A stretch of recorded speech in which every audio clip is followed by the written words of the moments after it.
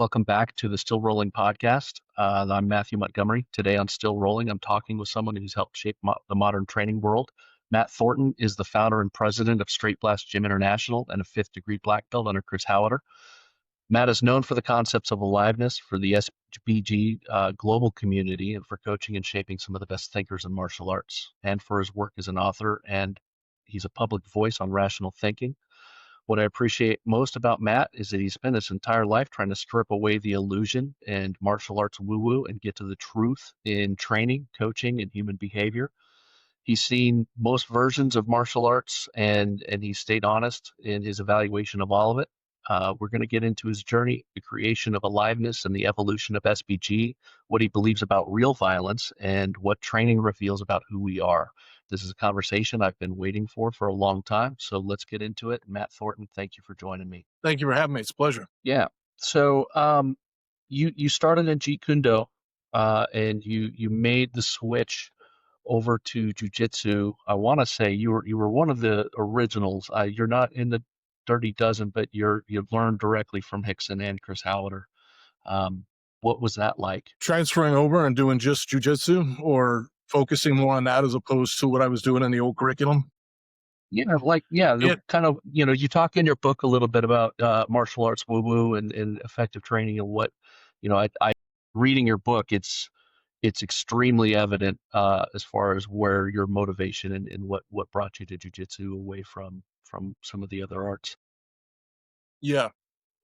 Yeah, I wanted to know what works and what doesn't work in fights. And even when I was teaching Jeet Kune Do concepts, that's where I was going with it. And even before I had come across Brazilian Jiu-Jitsu and seen it, I was paring away and getting rid of a lot of stuff and focusing my time and energy on the things that happened when we were sparring. And there's a few things that we noticed right away when we would do that. One of them is, if you're familiar with the JKD curriculum, there was a lot of emphasis on this idea that you had to enter in and get past hands and get in close. And anybody that's done a lot of full contact sparring, you realize that's the simplest thing in the world to do. The hard part is keeping somebody away from you. So closing the distance happens all the time.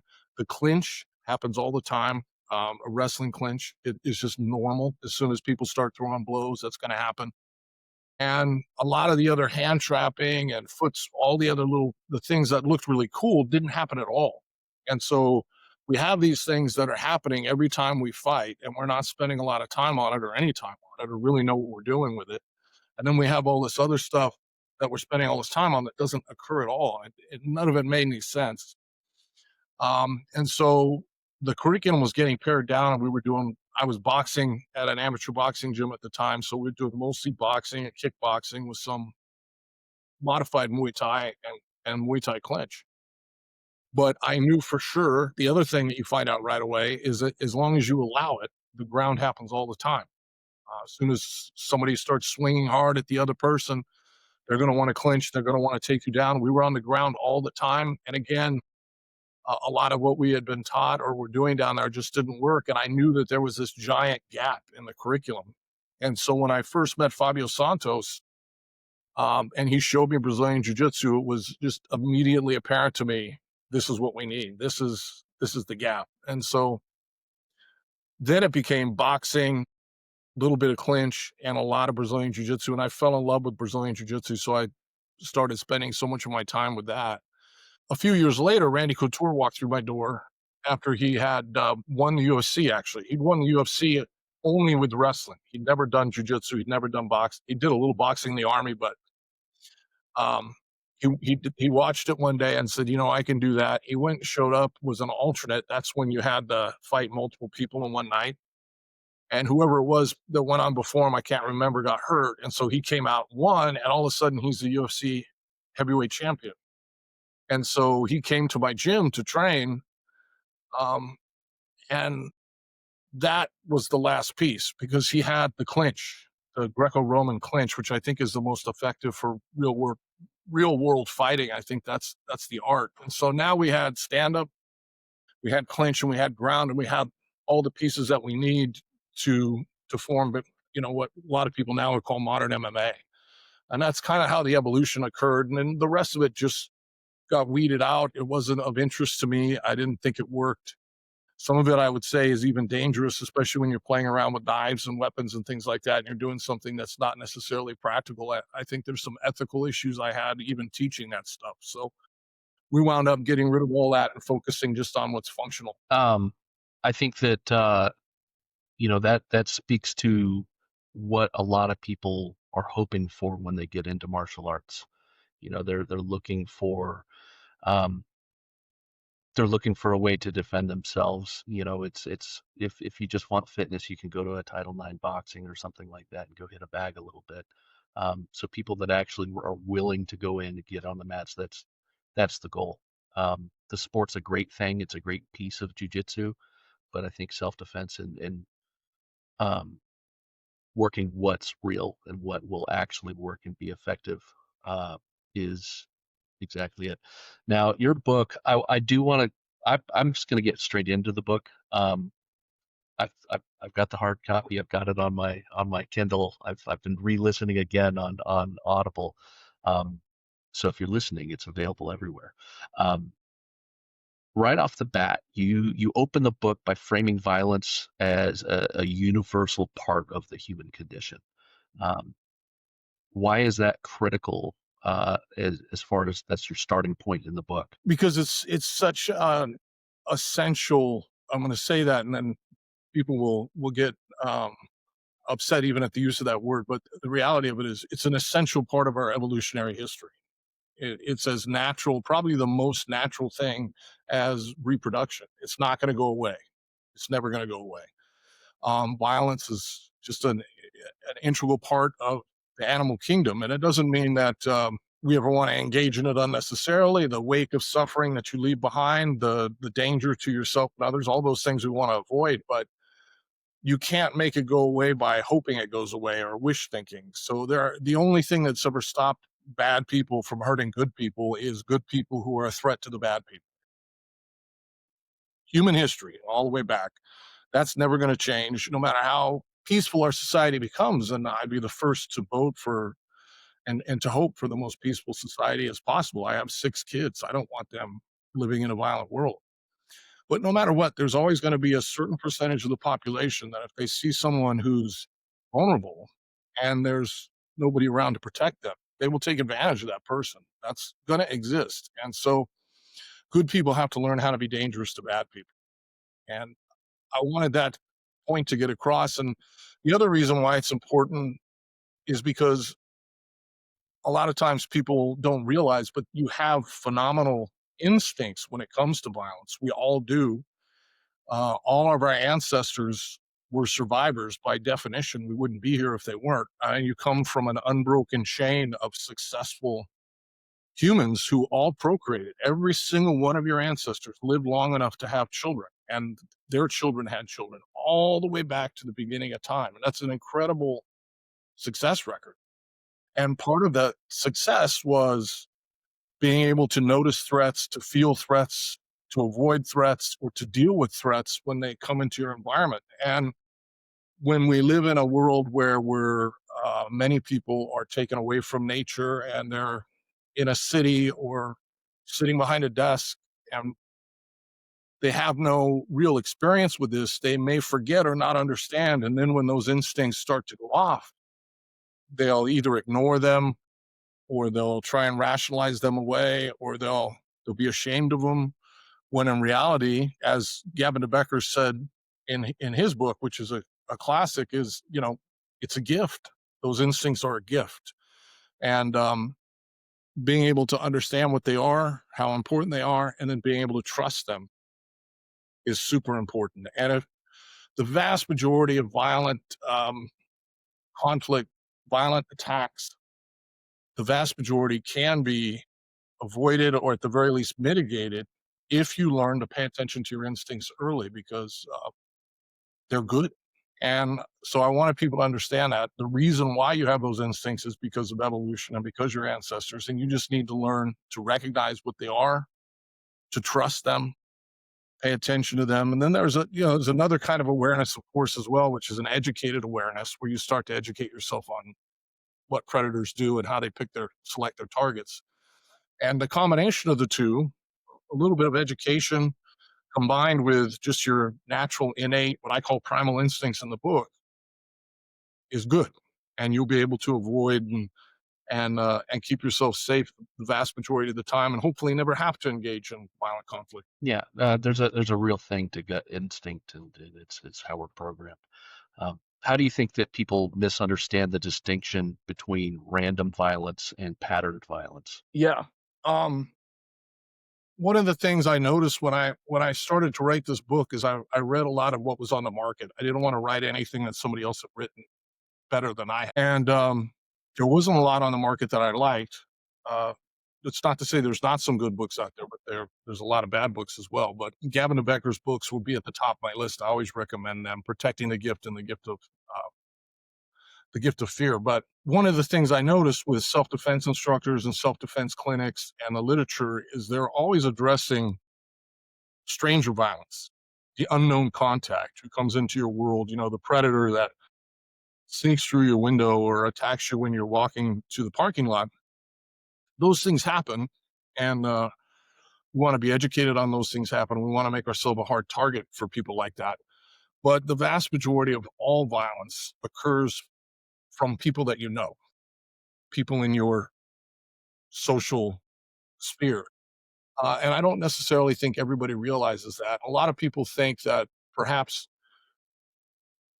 um, that's not an issue for them.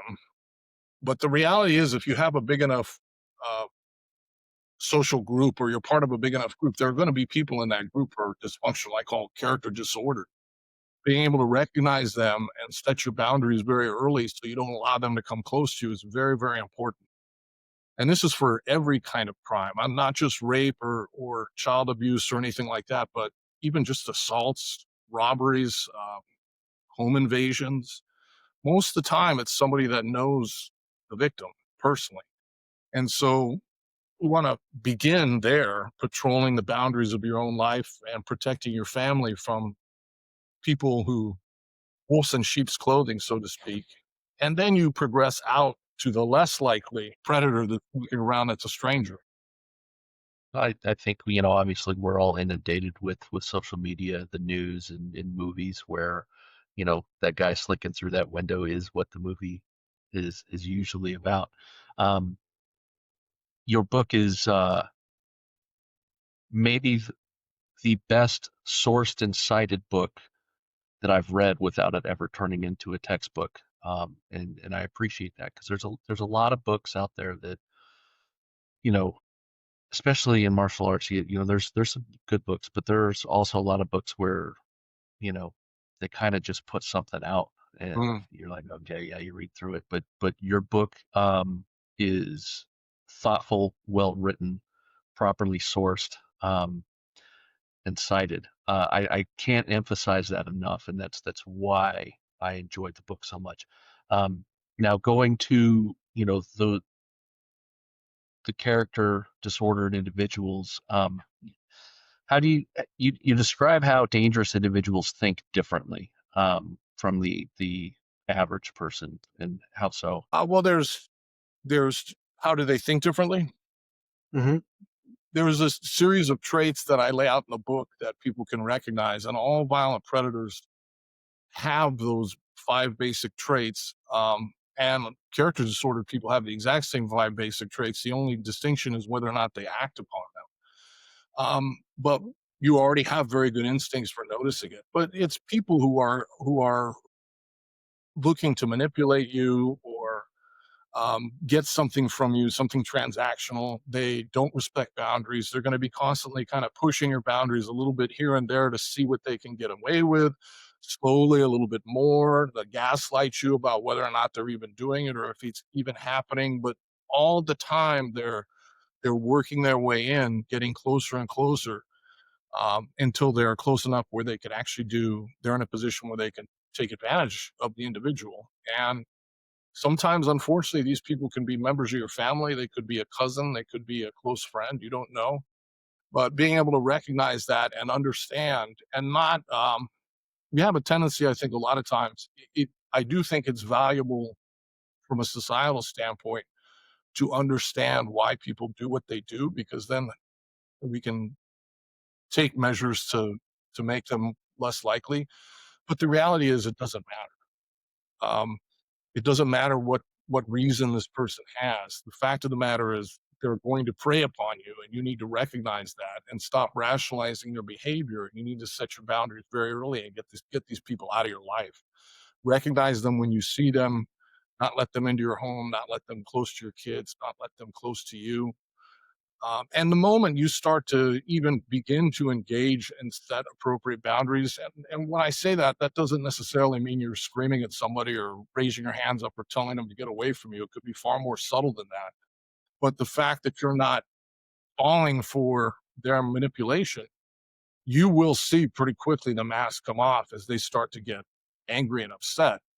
I mentioned in the book, I'm a big man. I mean, I'm 6'8" and 265, and could I imagine be intimidating for people.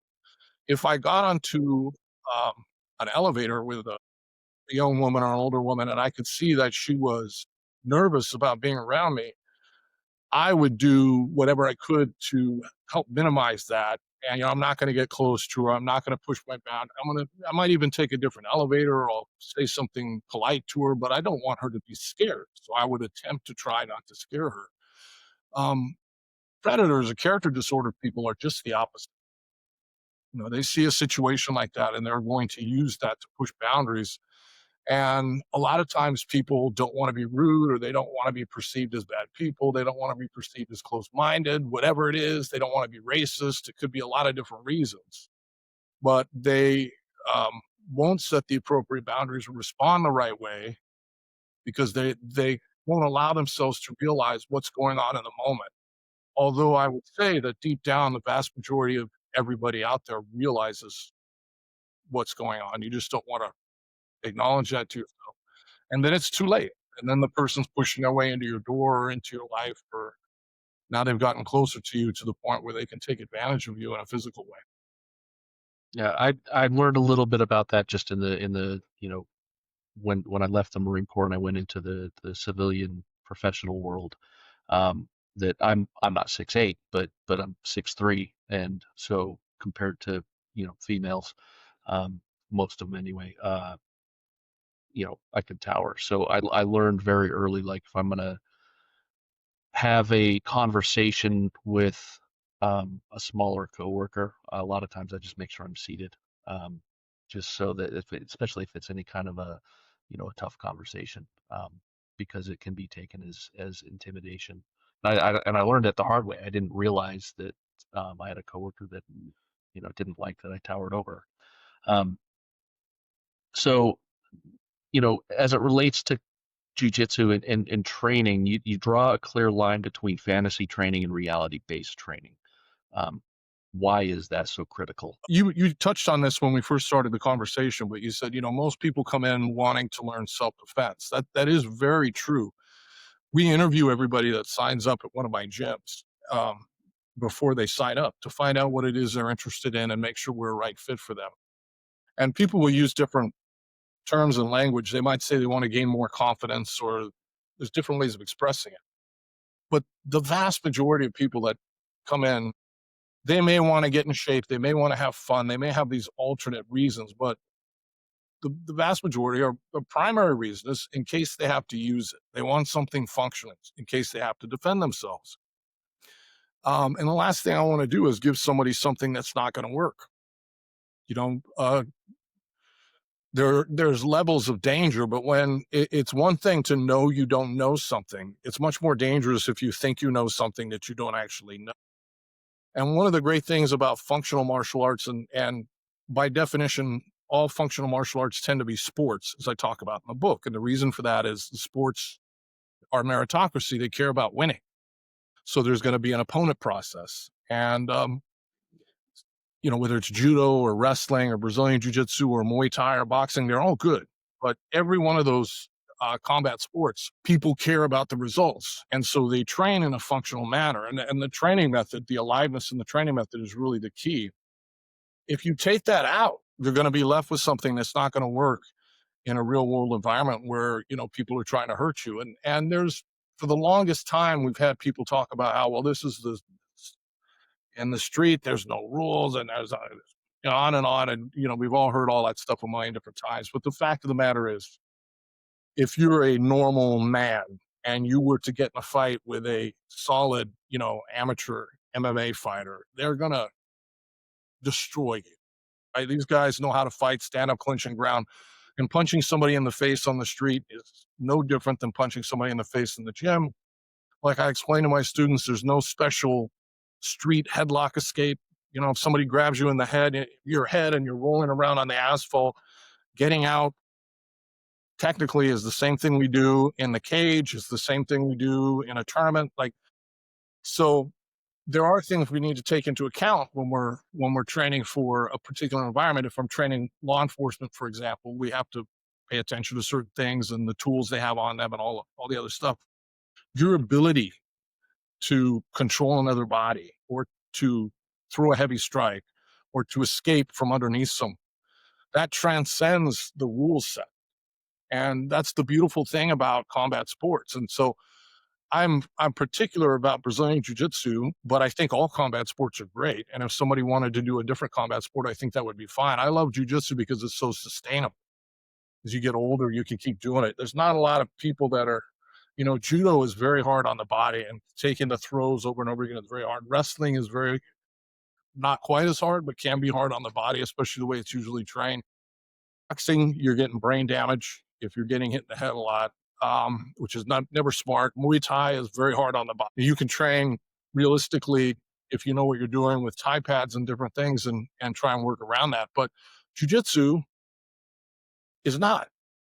Jujitsu, if it's done right, and you have a good coach. I plan on being on the mat until I die. I'm 56 now. I'm still on the mat training. And, if you have a good school and a good environment, you can train forever. We have students in my gym who are in their 70s. And we have students that are 5 and 6 years old, and it's everybody. And I can't think of any other functional martial art combat sport where that's the case. So that's the first reason. And the second reason is, and Jocko Willink has expressed this a few times before as well, but if you're unable to run away from a situation, by definition, it's the other person that's grabbing you, right? They're hanging on to you. And that's where we live all day long as jujitsu people. We live with people grabbing us and hanging on to us. And that's where grapplers are comfortable. So it's a very functional um, way to fight. And people who don't think that's true have never been on the mat and experienced it themselves. And once they do, they realize, oh my God, somebody that doesn't know anything about Brazilian Jiu Jitsu gets on the mat with a normal black belt. It's like, you might as well be in the water with a white shark. So, for all those reasons, that's why I steer people towards functional martial arts. And the last thing I want to do is have somebody spending a lot of time doing something that, if they actually tried to do it, if they were ever attacked, would potentially get them hurt. That's the last piece I wanted to hit on too. What I was circle back to your question. I have a couple of female black belts, and one of them, Leah, said something to me years ago that I thought was pretty interesting. She said one of the most important things she learned from jujitsu isn't so much what she can do to other people, but she also learned what she can't do. Like, she knows full well what she's capable of when she's dealing with a fully resisting man, right? She has no delusions about it. And that, I think, is in some ways even more important. Knowing what you can't do is just as important as knowing what you can do. So she knows her boundaries very, very well about what her body is capable of, in a way that another woman who has a trained jujitsu the way she has would have no idea. And that's One of the really problems that, too. yeah, that's one of the problems that I have with like the little, 2 day self-defense seminars Mhm. where they'll get women to show up for 2 days and have them thinking that they know how to actually defend themselves. I think Um, there can be value in those in terms of passing on information about how predators behave and things like that. But as far as physical training, no, you gotta devote the time and get on the mat. yeah, and as far as people, that whole street versus you know, whether jiu-jitsu works in the streets. You quote Paul Sharp in your book. He said, you can't beat me when I have a rule set. What makes you think you can beat me if there are no rules? Um, so as far as you mentioned the self-awareness. So if we get into like the context of your environment, you emphasize that violence is contextual. What are the most important environmental factors that people fail to consider? Environmental factors for what exactly? Situational awareness, understanding where they're at. In a given moment in time? I would just start with general basic awareness, paying attention to what's going on around you and not zoning out and being with your head down on in the phone or with the earphones on or someplace where you're not being. If you're out in public or you're somewhere where other can can come up to you and respond to you, I think it's important that you're actually present, fully present in that moment and see what's around you. And as sometimes people go a little, as some of the self defense material can very quickly turn into paranoia, which I think is counterproductive because you're going to get a lot of noise. And we want to really have the cleanest signal to noise ratio possible. I don't want noise. I want when there's an actual threat around me, I want to be able to hear that and feel that, better stated, feel it clearly. And so I think, it's not about paranoia or looking around all the time and color coding the level of threats. It's more just being fully present and able to look around and see who's around you and why. And your body and your instincts are so good that you're going to take in all kinds of information that you don't even realize you're taking in. If there's somebody who starts to approach you, even from a distance, with potentially negative intentions, if you're fully present in the moment, just there, you'll notice it. You'll feel it. And then you can start to look and see where's this guy's hands? Like, what is he carrying? Right? Is he with someone else? Is he communicating with someone else? There's a other level of educated awareness that can come in at that point. But it all begins with just that clarity of being where you're at in the moment. And going back to combat sports, one of the great things about any combat sport, and especially jujitsu, and one of the reasons I think people kind of become addicted to it is because by definition, it requires that level of awareness. It's hard to roll and have a good day on the mat if you're thinking about the fight with your significant other or whether or not you left the stove on or the bills you have to pay. There's a, a moment where you have to focus and be fully present so that you can feel what's going on with your opponent. And that skill set can transfer to everything else you do in life, including just sitting on a park bench and being there. Yeah, situational awareness is that's half the battle. I mean, I had a question about you know the how situational awareness plays into your self-defense, and you've pretty much answered the question. Um, but how does the concept of aliveness, what is that role of aliveness in learning how to properly defend yourself? Yeah, when I was this that term came to me came became something I started using all the time when I was teaching Jeet Kune Do concepts. And I was deep in my trying to figure out what works and what doesn't work. And I remember one day I was teaching at a JKD concept school, and I wrote this ladder we had a whiteboard, and I wrote a ladder on the whiteboard. I had the ladder of reality, and I started putting at the top arts that I thought were the most functional, which at the time were like, shoot wrestling and Muay Thai and things like that. And then I worked my way down to things that I thought were a lot less functional. The other instructor, who was my partner there, got mad and erased it. But that was me working out my own thoughts in my mind of, well, here's all these things that are functional. And then once you look at it, you realize really quickly everything at the top of the ladder is a sport. Well, what do they have in common besides the fact that they're a sport? They're all training with aliveness. Like, it's one word that I think provides a complete definition for what works and what doesn't work. And it seems obvious at first, and I really felt like most of my career I've been trafficking the obvious, but it's not necessarily obvious because a lot of people misunderstand it or don't get it, or they'll um, think it's synonymous with sparring, which it is not. You can train fully alive and not be sparring. So aliveness is timing, energy, motion. There has to be a sense of timing, so it can't be in a pattern, a repeatable pattern. So a lot of, like, for example, the Filipino martial arts, they have these patterns, and then you break the pattern, but there's no timing there. For there to be timing, the other person has to actually be trying to hit me. That doesn't mean you have to go hard. It doesn't mean it has to go full contact. It doesn't mean you have to get hurt. But it can't be in a pattern. It has to be an element of timing, and then the motion has to be realistic. The movement, right? The way someone would in a fight. So your feet are moving around, your body is moving around, and then the energy of it, meaning you're going to swing the stick the way someone who had was really trying to hurt you would swing a stick. You're not going to step forward and lock your arm out and freeze, right? And then the other person does all the cool stuff. And the vast majority of what I call fantasy-based martial arts, that's the one thing they all have in common, is they'll have a training method that becomes demonstration where the other person kind of steps forward and pretends to punch, and then they freeze, and then they do all these cool looking stuff. You look at Kempo, and a lot of the early JKD stuff, that some of the things, it looks a lot like, I think comes many of it from Kempo.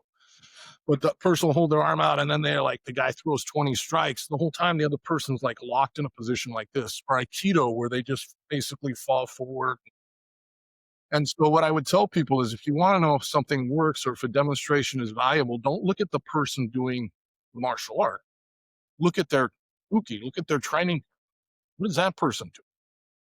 Now, once there's an element of timing, and there's an element of realistic movement, and there's an element of realistic pressure, and again, that doesn't mean it has to be full contact.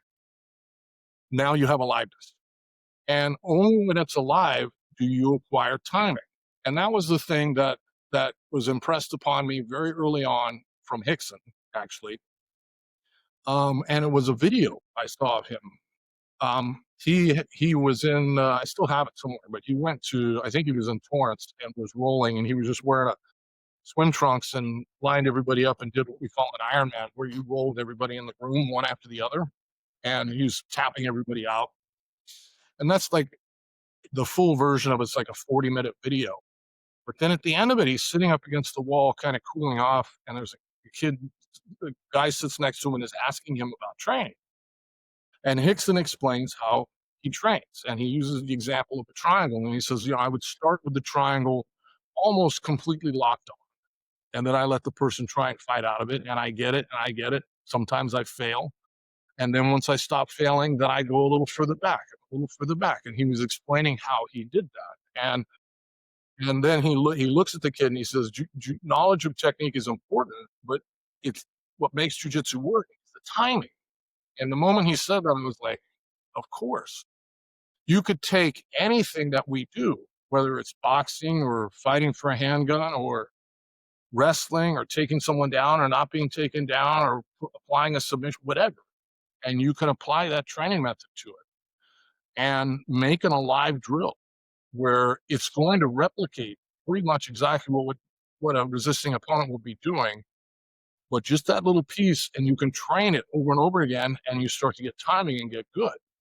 And like, what is the word for that? And so the word and it's a word that Bruce Lee used all the time, and I think he used it much the same way, was aliveness, timing, energy, and motion. Once people understand that, then when they really get it, two things. One, I don't think you can go back and train in an unalive way, and still be true to yourself most of the time. Most people can't. And then two, you realize you can do that with anything, literally anything physical. You can take and you can do that, and that's what we do at SBG. And it doesn't mean sparring, and it doesn't mean full contact. Sparring and fighting full contact are alive for sure, but that's not what aliveness means. It could be something as simple as, you name it, right? Not letting someone put their hand on your weapon, practicing that, or hand fighting and wrestling. That would be a Do you ever do anything, difference, have your uki, trained versus untrained opponent? Because, What do you mean? an untrained person is going to move a little different sometimes. Like, you know, I'm at a Nelson Gracie Academy. We drill things for both, in the fundamentals curriculum. We drill versus untrained opponent in the like kind of the combative series, more of the self-defense based stuff. And then we'll also cover trained opponent because guy that knows jiu-jitsu is not going to move like an untrained dude. Um, do you do Yeah, any of no, I that? think there is an important distinction there. Um, what happens with the jiu-jitsu that I love, the Brazilian jiu-jitsu that I love, the Brazilian jiu-jitsu that I teach and that I spend my time on is white belt Brazilian jiu-jitsu. It's the stuff you learn as a white belt, and it's the foundational, fundamental jiu-jitsu. That's the jiu-jitsu that works in a fight, and it evolved in Brazil from Japan into Brazil into America. It continues to evolve, but it evolved in Brazil to deal with strikes. When you take the strikes out, it's not the same. And I'm absolutely convinced you can, even if I wanted to make someone a, let's say, a no gi or gi only grappler, and all they cared about was the sport of grappling, I would still, in many cases, keep in the strikes because I think people will get better faster with the strikes because it brings you back to the real timing and the real distance that is necessary. What a lot of what we do doesn't necessarily even make sense when you take the strikes out. Having said that, once you get a good Gracie Jiu Jitsu or Brazilian Jiu Jitsu school, what you probably learn the first 2 or 3 years, that's what you would use if you get in a fight. If you ever watch the old Gracie action videos with a takedown, slap, roll, like that's what you do. And once you kind of fall in love with it and you become a blue belt or purple belt and you keep going, then it becomes jujitsu versus jujitsu. And now we're training to deal with someone that knows what we know, which is a whole nother level and different thing.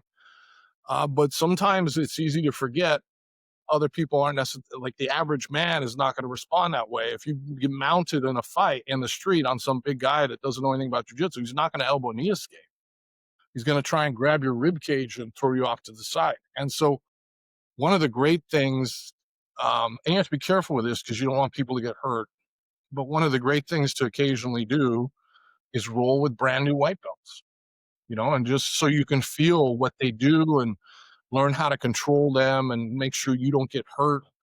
And it's interesting because you have a big guy who's never done jujitsu and he's never trained anything before, and you're let's say average purple belt. You'll be able to defend yourself and deal with this guy fine, but it'll probably take you a little bit. It's going to be a little rough. You might feel a little beat up afterwards. You got to roll him over, get on top. You got to hold him down for a little bit. You got to cook him a little bit. Yeah, there's a whole thing to it.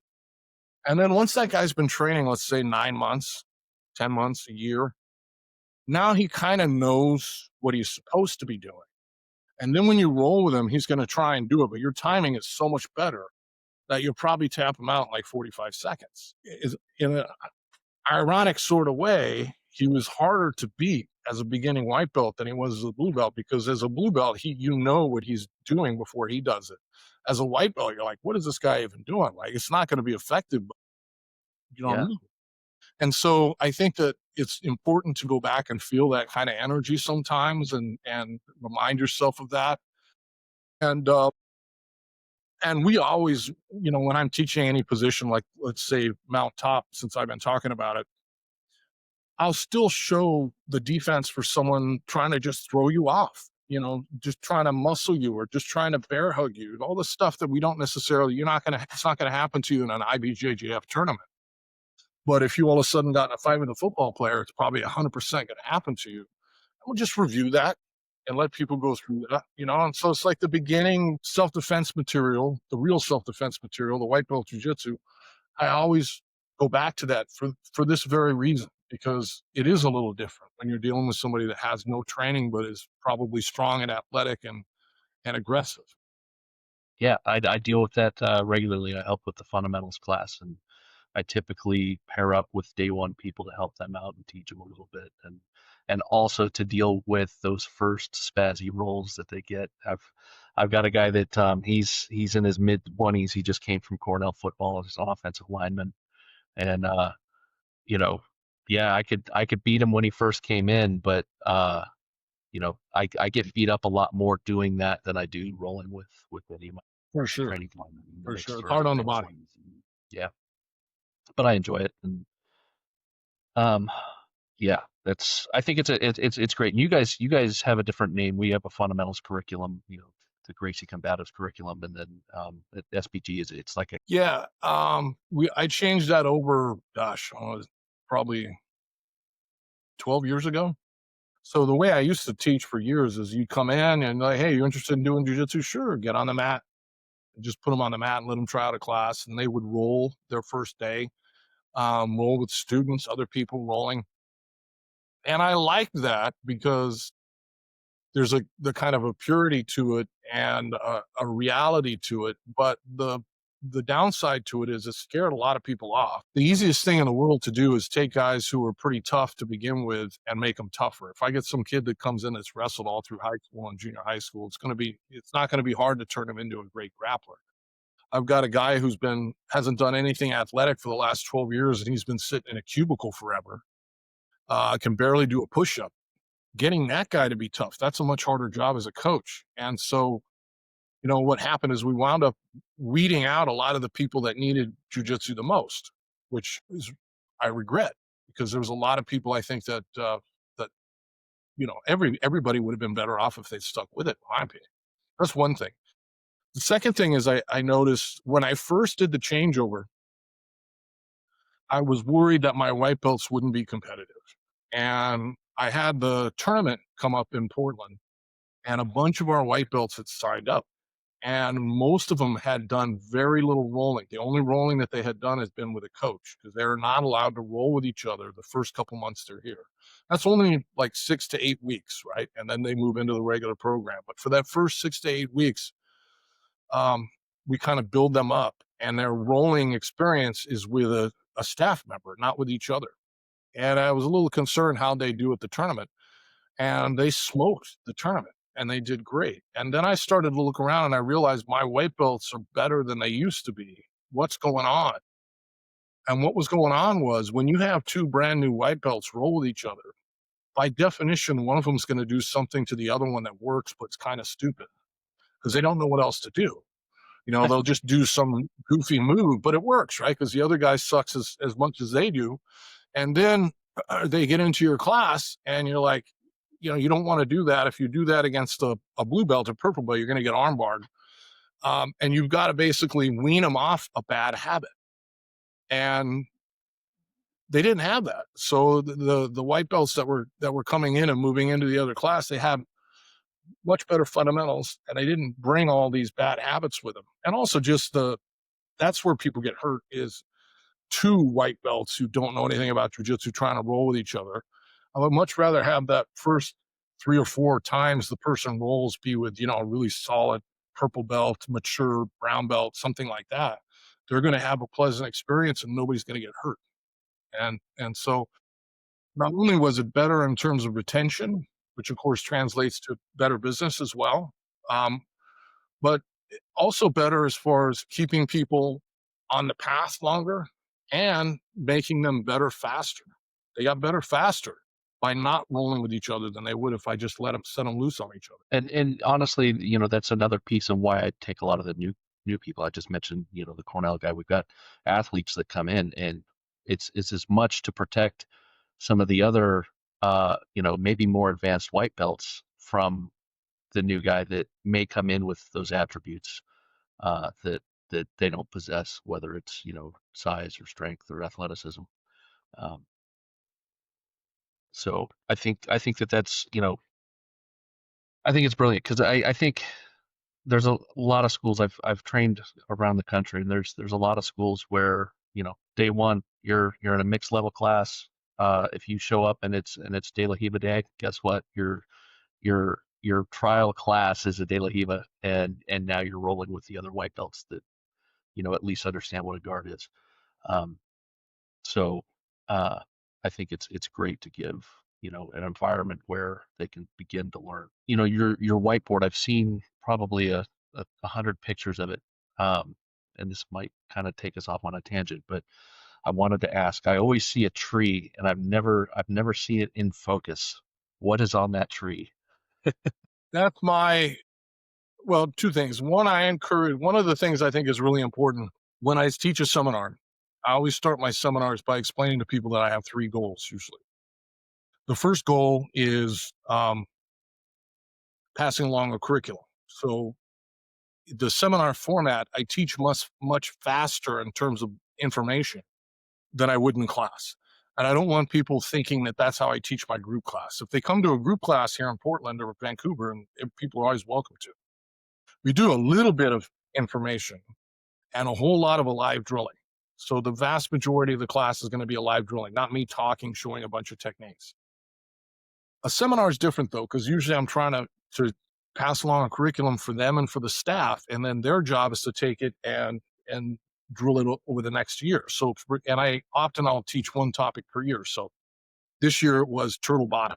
So I was passing along a turtle bottom curriculum. So that's my first goal. My second goal is I want everyone to be measurably, provably better at the end of the day than they were when they started. And I'll have them do a particular test to show that, which is proof of concept, that when you're training the right way, every single time you get on the mat, you're going to walk off being better than you were when you started.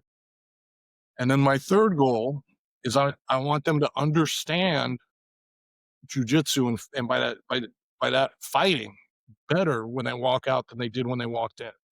Because I believe that's very important. People who get good fast at jiu-jitsu tend to think a lot about it and come up in their mind with a analogy, a metaphor, some way of thinking in their mind of organizing how jiu-jitsu works. And that's going to be a little bit different from everybody. And I encourage everybody to do it themselves and not necessarily use my model, but I want them to build that. I don't think it's a accident that some of the people that I've seen have gotten good at jiu-jitsu very quickly also came from an engineering background. So the tree is my model for how jiu-jitsu works, and it begins with the base, which is the roots of the tree, and that's your connection to the ground, literally. Which means, if I said to you, "What is base?" Most people would say, "Well, balance," and then base becomes a tautology. But the best definition I heard from base is having your posts outside your silhouette. So if you're looking from the top down, you'll have a silhouette. The posts are going to be outside. So, which is why the best example of base in the world is a pyramid, right? Each layer is within the one below it. That's the hardest object in the world to try and flip over. That's base. Every sweep, every takedown, everything involves you getting your opponent's silhouette over their post.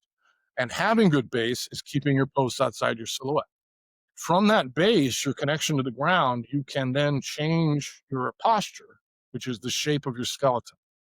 That's the trunk of the tree. And then you change your posture in relation to your opponent's posture. If two kids who don't know anything about fighting go get in a fight in the street, or two men, a couple punches are thrown, one guy grabs the other one in a headlock, they're rolling around on the ground, and one guy's squeezing and the other guy's pushing, and the other guy's squeezing, and they're pulling. And that's what I call pressure. They're going right to pressure, pushing, pulling, squeezing, hugging. And the bigger, stronger, more aggressive animal is probably going to win that battle most of the time. By the time someone gets to be a good blue belt or purple belt at a solid Gracie Jiu-Jitsu school that has a good fundamental curriculum, they're going to dominate that. They're going to escape that headlock every time and dominate that. So you say, well, why? Well, because one of them knows jiu-jitsu. Well, what does that mean? They know jiu-jitsu.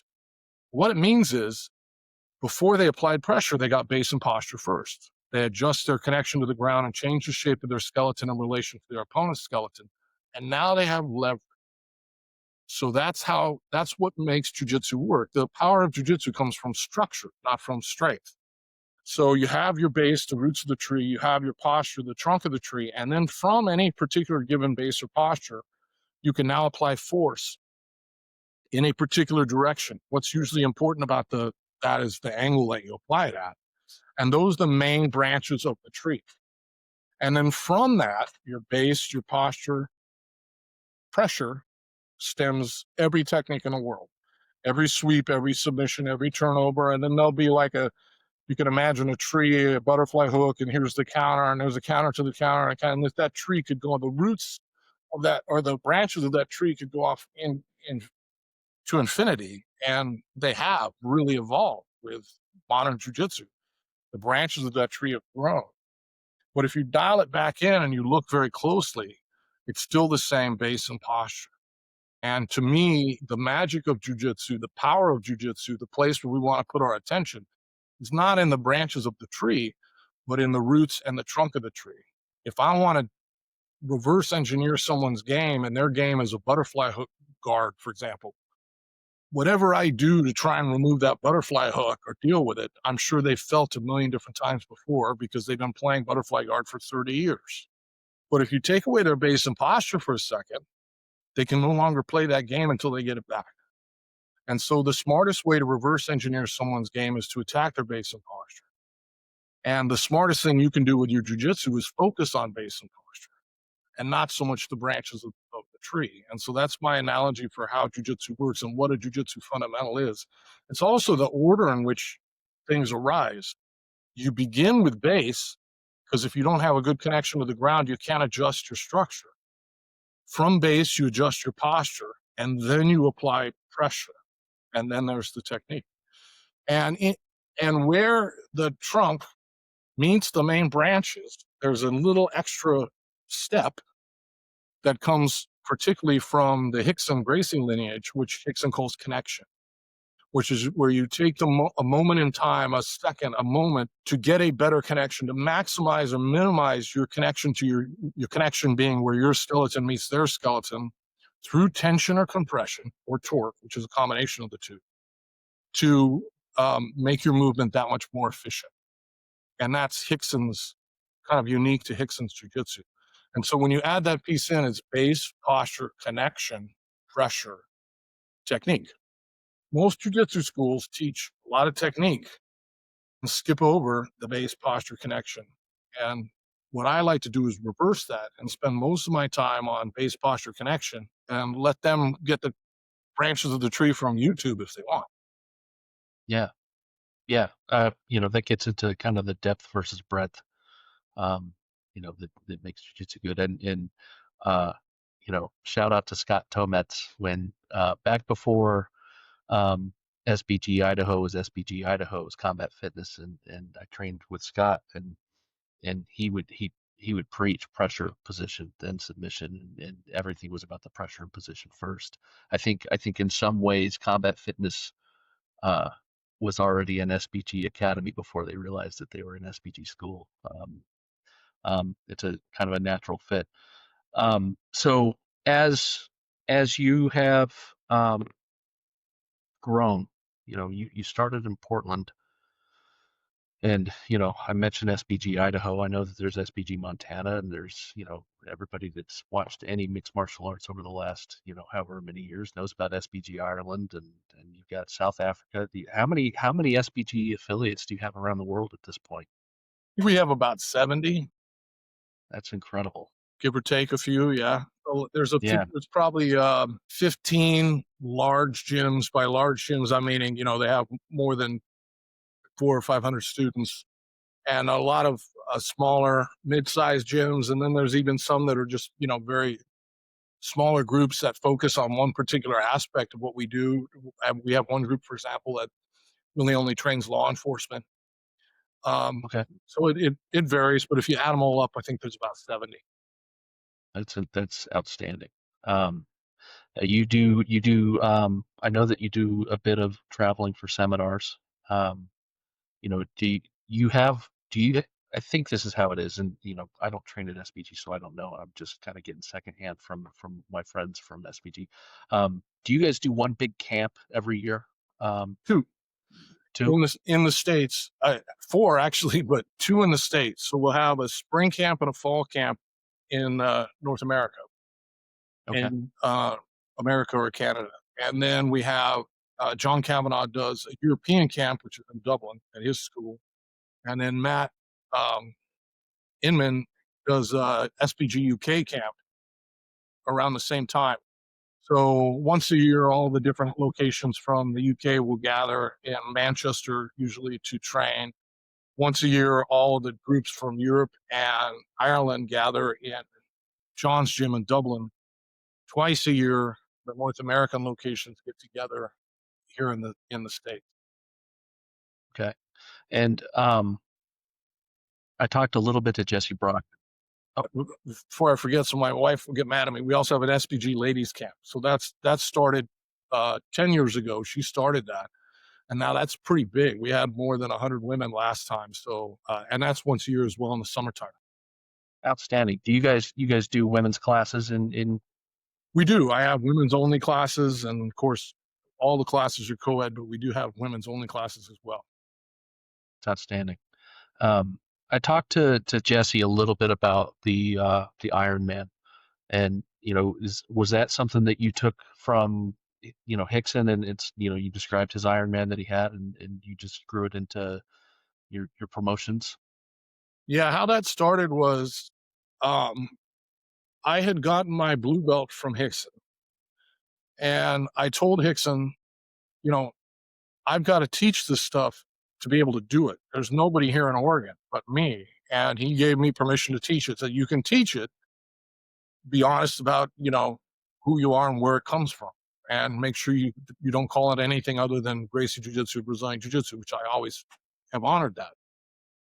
And then he became kind of hard to train with just because he was in Japan all the time. Then he started fighting at Japan, and I didn't have any money, so I'm up here in Oregon. I couldn't fly or drive to LA on a regular basis, so it was hard to reach him. And I went down to visit LA as a blue belt to compete in his first ever tournament, and I met Chris Howder. And Chris had was a new black belt at the time. I think he'd gotten his black belt a year or so before, and we got along really well. And he was very accessible. Obviously, he's only a couple years older than me. We shared a lot of cultural um, interests. So we became friends, and so I started to bring Chris up, and so Chris started coming to my gyms several times a year, 4 or 5 times a year. He would stay for weeks at a time and sleep at the house, and we would just train all day long. And so that was great. And so Chris then gave me my purple, brown, and black. Well, after a couple years, I had my first group of guys who were ready to get blue belts. They were going to get their blue belts from Chris, obviously. And we brought him. Chris was here, and he's like, we got to do some, these guys are tough. You guys are always training MMA, you're training with strikes, you're doing all this stuff. We got to do something that's, pretty hardcore. And they did a gauntlet type thing down there in LA. So he's like, let's do the gauntlet, but we're going to make it, more of a even dumber gauntlet where, we're hitting people hard and all that stuff. And we did it once, and it was a nightmare. We both looked at each other and regretted it instantly that we did that. It was so totally Yeah. unnecessary. It wasn't really, didn't really build community.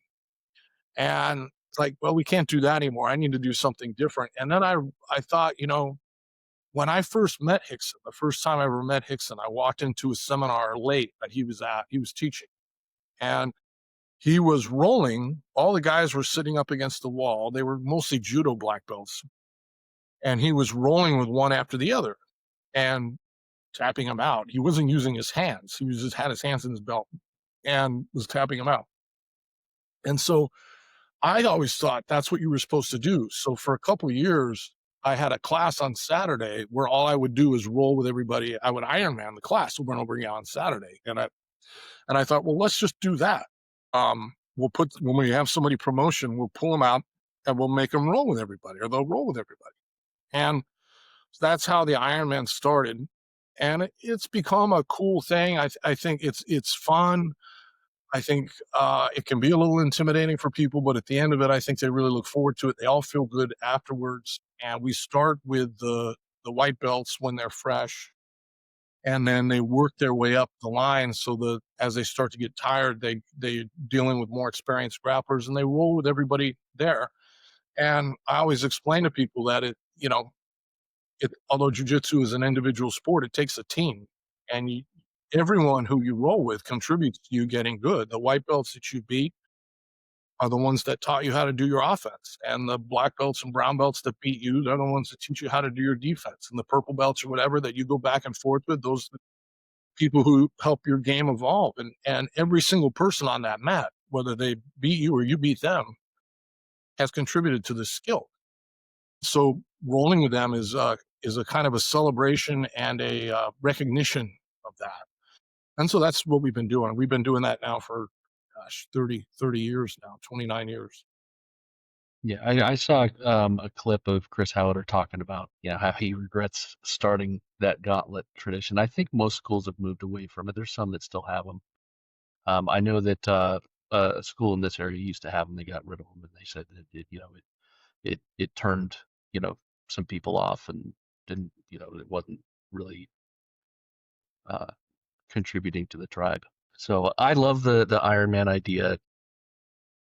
Um, I like kind of the pressure testing of your ability. As you're especially as you're getting promoted to show not only what you know, but that you can apply it when it matters. So you're pressure testing, okay? This has real world application and getting to your book. The last section of your book is about preparedness. You know, Obviously, I think jujitsu is probably one of the best ways to prepare yourself physically for violent encounters. Um, but what's going to matter most in those first critical seconds of a violent encounter, For and why self-defense, does jujitsu kind of the heads of there? just Yeah, just yeah, for in self-defense. general, Yeah, your mind, your brain. That's why I put that acronym in there. That the whole book kind of boils down to the acronym of mind, and I put it in order of what I think is the priority. And the first thing is maturity. A lack of maturity sits at the heart of most problematic violence, not money. And this is a something a lot of people misunderstand when they see violent crime. They think it's related to unemployment or poverty or things like that. And it's essentially the vast majority of it is uh, fatherless young men preying on other fatherless young men. That's the vast majority of it. So demographically, you're going to see the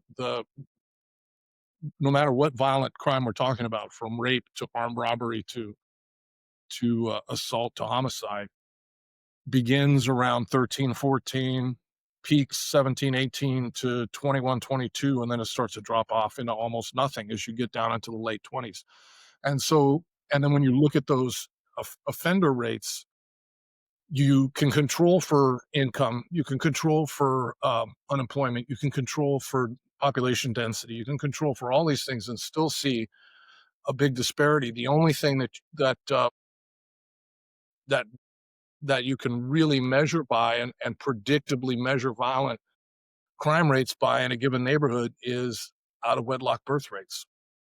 If I know the out of wedlock birth rate in a given neighborhood, I can tell you how violent that neighborhood is going to be. And that's maturity. That is fatherless young men not understanding what it means to be a man, um, and stupid, petty arguments and battles over things like respect or what they think respect is. And we have to come to grips with that. We have to understand that if you misdiagnose the problem, you're not going to be able to fix it. So that's one piece. The other thing is that's the biggest thing to look for. When you see I remember Hickson even said this to me one time. We were having dinner and he said, I'm not scared, him talking now. He's like, I'm not scared of getting in a cage with any man on planet Earth I'll get in a cage with. What scares me is a 13-year-old kid with a gun walking in here. And he's right. That's what you have to worry about. Why do you have to worry about that? Because the prefrontal cortex and the impulse control and all those things are probably damaged to begin with and not refined yet, and it's dangerous. They're dangerous. So where you see a lot of immaturity, you're going to see a lot of crime, and that's something that you have to look out for. When I see that as a sign, it's also where you begin your work in making yourself safe. Are you behaving in a mature way, hanging around mature people, doing mature things in mature places? And if the answer to one of those things is no, then the likelihood of you being involved in some unnecessary conflict skyrockets. So begin with maturity, and I talk about that. And then the next thing is intelligence.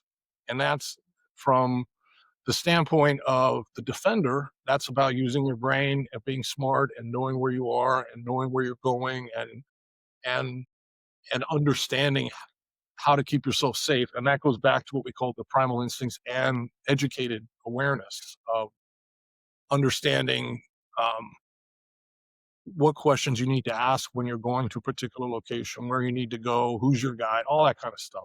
Intelligence. And from an attacker standpoint, it's also the second variable that can really help tell you crime rates is IQ.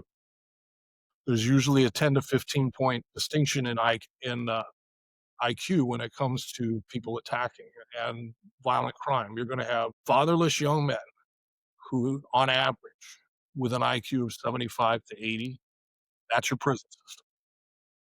So that's the second thing. And then the third piece, noticing. That goes back to everything we were talking about as far as educated awareness, primal awareness, being present where you're at all times, being there in the moment. And if you have those three things locked in, if you're a mature person doing mature things, hanging out with mature people, patrolling the boundaries of your own life and not letting character disordered people in close to your family, you're smart, you're hanging around smart people, you're on the lookout for people who are immature and dumb because they're going to be dangerous. The combination is not good.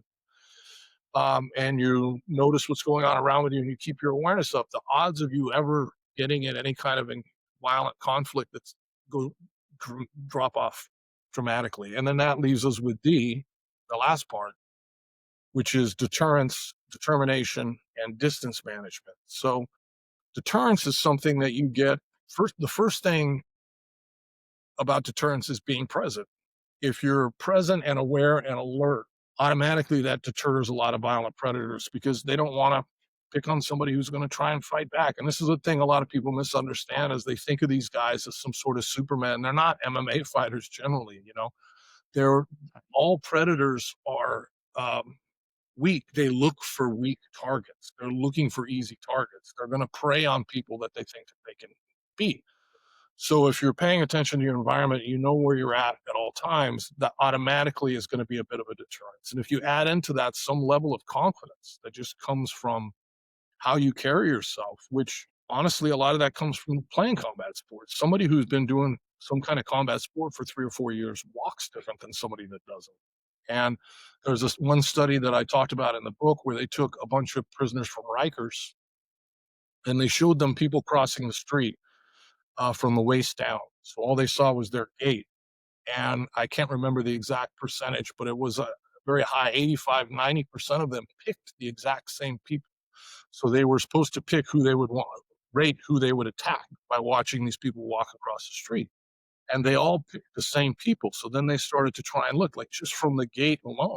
And it came down to basically a lack of confidence in the way the person walked made you a lot more likely to be attacked. So deterrence is one. If you've got that in your favor, a lot of predators are just going to take you off their shopping list. If that fails, now we're into physical conflict. If you can't get away and you have to do it, and that always comes down to number one, you have to be determined that you're going to go home safe to your family no matter what.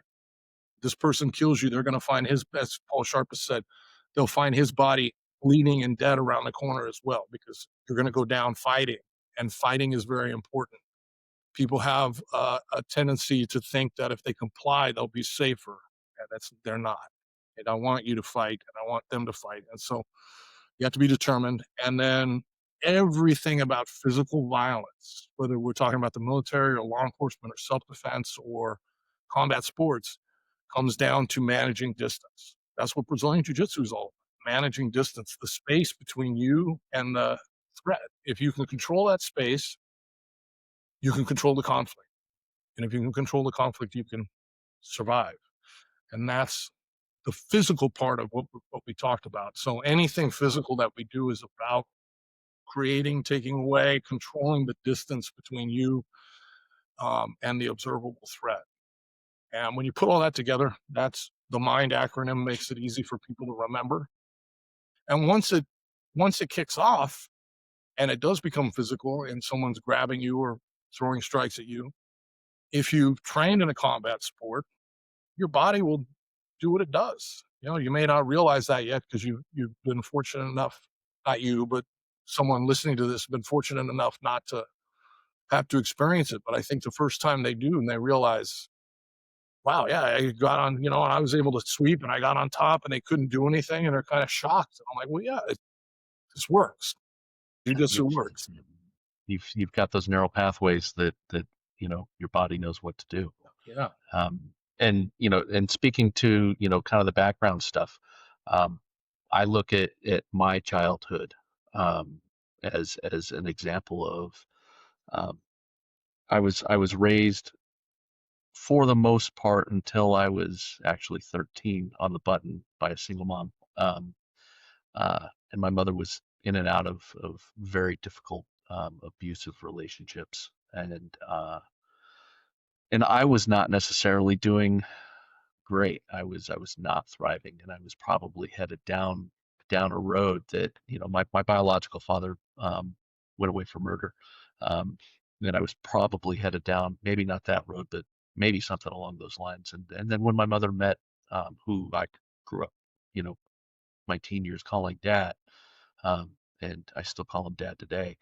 Um, he was, and I've told him this many times, that I really think that he made the difference between me becoming a total fuck up and um, getting my life together. And I still struggled. I still struggled with a lot of things. My grades sucked. And I went into the Marine Corps, and that kind of allowed me some time and age to mature and figure some things out. And so I will always be grateful. But as you were going through those statistics, and as I was reading your book, I was like, this checks out, this checks out, this checks out. This is totally making sense uh, as far as Sometimes when I've my when life. I've when I've had this conversation with people, there is a certain type of person who will get offended and think that I'm in some way insulting single mothers, which is backwards. It's very similar to when I talk about when you're rolling in the gym, you don't want to use a lot of strength and explosiveness and athleticism. You want to shelf that, not because those things aren't important, but because they're very important. Their strength and size and weight really does matter. So we want to have technical proficiency to overcome that. When I talk about how important the role fathers play in the lives of young men in particular, it's the opposite of insulting single mothers. The job is really hard. So when you have a single mom who raises a young boy and does a great job, it's even more impressive. It's not less impressive. It's Yeah, far from insulting. It's a compliment on every level. yeah. I definitely didn't take it as any kind of a slight on single moms. They work their butts off, and I grew up with one who was working multiple jobs to keep a roof on our heads and feed us. But there was also the side effect of that is mom was working, and so I was kind of a feral 80s kid, helping raise my also feral younger brother.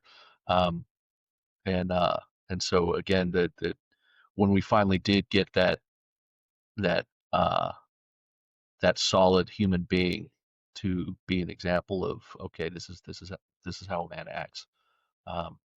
It you know um, it changed my life.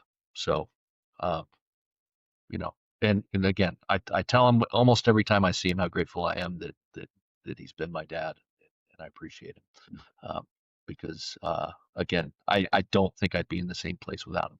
So um, now, as far as if somebody were to be reading your book, thinking about doing jujitsu, what would you tell them to encourage them just to make the leap and get on the mats?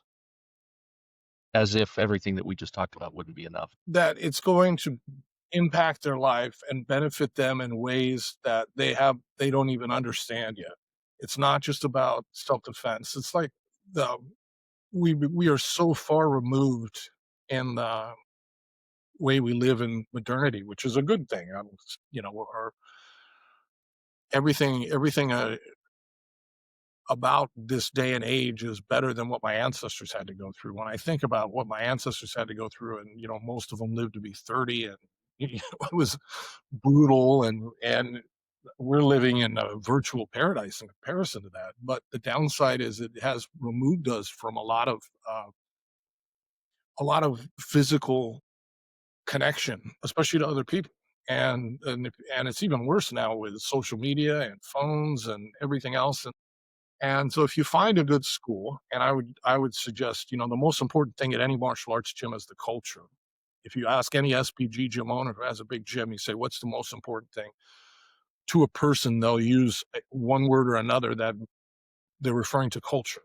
And you find a gym with a good culture where it's mature and, there's people of all ages and, it's not just a bunch of 20-year-olds trying to kill each other, but everybody's on the mat, people just like you, and you feel comfortable there and everybody's friendly. Just the fact that you're rolling around in physical contact with another human being is going to make you happier in so many ways that you don't even understand yet. That connection to other people, that touch, that physicality. And if you're someone that's never been in a fight or you're afraid of fighting and things like that, which is intelligent and not something you should be ashamed of, you're going to be even more surprised how well your body reacts and how quickly you will get used to someone holding you down or pulling on you or pushing and pulling. And then at first, these things might be really overwhelming, especially if the person comes from a background where they have some trauma. So you have to be, you know, find the right school for them. But once you start to get involved and start to do it, it will make them happier.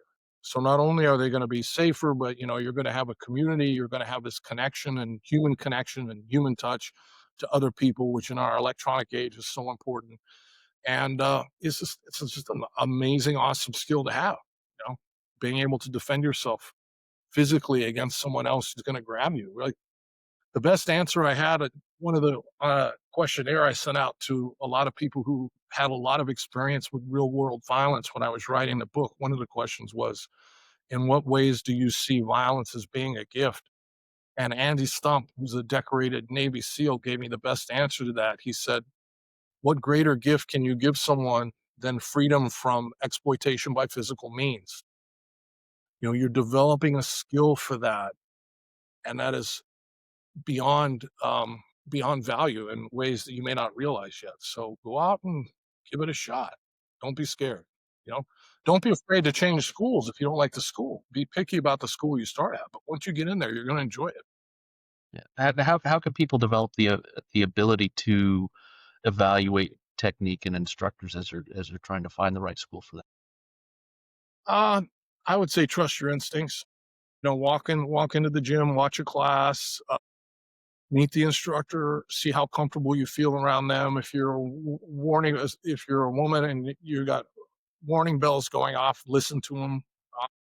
Look around and who's in the class. So if you're going to attend class on in the evenings, right? Show up and watch an evening class, and let's say you're 36-year-old housewife or 42-year-old male office worker. You look on the mat. Are there other people that look like you there? Are there people in their 30s and 40s? Are there women in the class? Or is it all young men? Um, are they training with each other in a way that seems respectful and safe?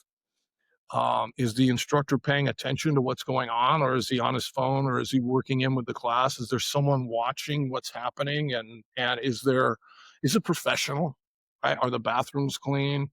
Is the lobby clean? All these things make a difference. It's not to say there aren't good jujitsu instructors out there who neglect those things, but generally speaking, someone who puts a lot of pride in what they do and wants to create a healthy culture is going to make sure that the bathrooms are clean and that the gym doesn't smell awful when you walk in. And they're going to try and work hard to create an environment that's as welcoming for you as possible. And I guess that if I had to just sum it up in one way, that would be it. Do you feel welcome? And you may not. And not every gym is for everybody. So, you may not go to one gym or another, you don't like it, and go find another one. But once you find a group where you feel comfortable, you will not regret training. I have never met a single person who looked at me and said, I wish I had never done jujitsu. Yeah, that me neither. Um, that's sage advice. And Matt, I appreciate you coming on. I appreciate all your insight. I appreciate the fact that you took the time to write such a thoughtful and well organized book. Uh, Thank you, man. Appreciate it. and if you're listening, the book is The Gift of Violence.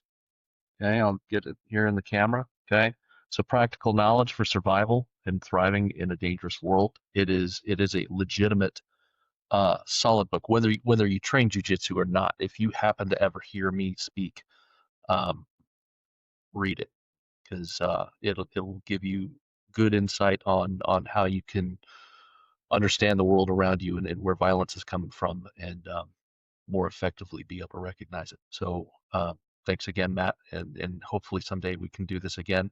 For Um, sure. and if you're listening, thank you. Please like and subscribe. You can find this podcast on YouTube, Apple, Spotify. I have my Instagram and TikTok and Facebook accounts. You can find all those. Still Rolling Jiu-Jitsu is how you get there. And um, keep training. Thank you.